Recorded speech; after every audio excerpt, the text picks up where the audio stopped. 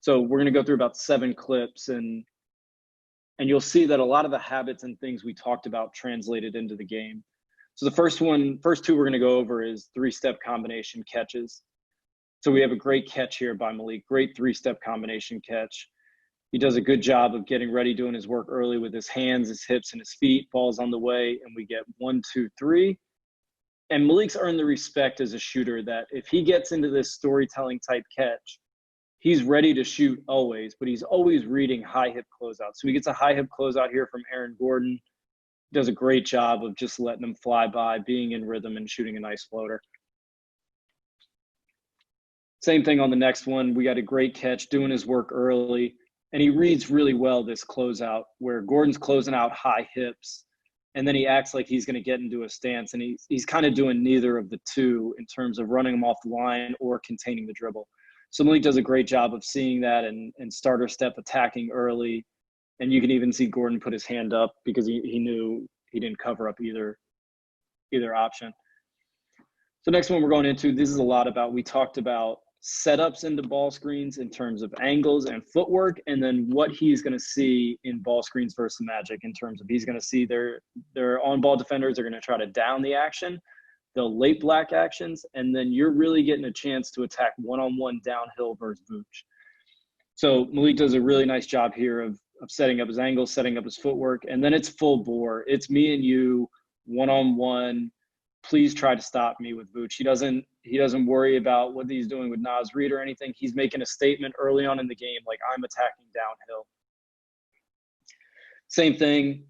We're looking at pick and roll coverage and what the on-ball defender is going to do and what Vooch is going to do. So this is still first quarter.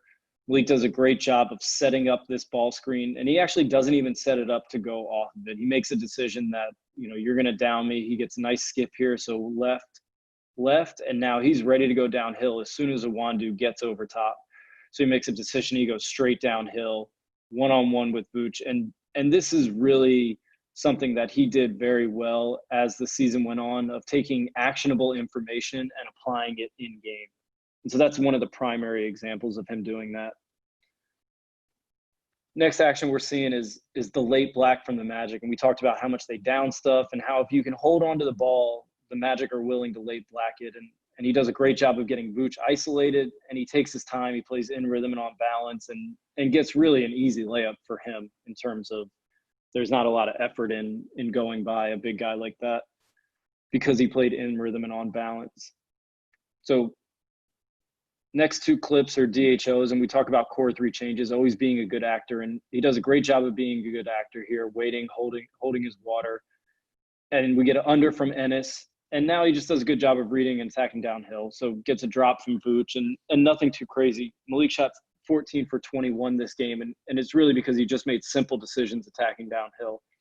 Does a great job again. Nice setup, nice core 3 changes, and a beautiful left-handed finish on Gordon here.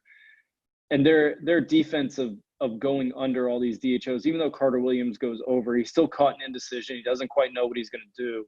But you can see that it's their habit because of how Gordon drops off the ball handler. And so Malik does a great job of just attacking downhill and taking that seam and taking advantage of it. So with this, you've gotten to see kind of the 3 things we go over and trying to keep it as concise and condensed as possible in terms of this information you are going to see in high frequency actions, pick and roll setups, pick and roll coverage, pick and roll kind of options. The 3-step catches, like, this is a habit of yours that is incredibly important, like, hone back in on that. And then the mix of DHO and core 3 changes set up in terms of how Orlando guards DHOs, what are your habits in terms of moving on the court, how you set things up, and kind of you get a sense to see how everything can translate into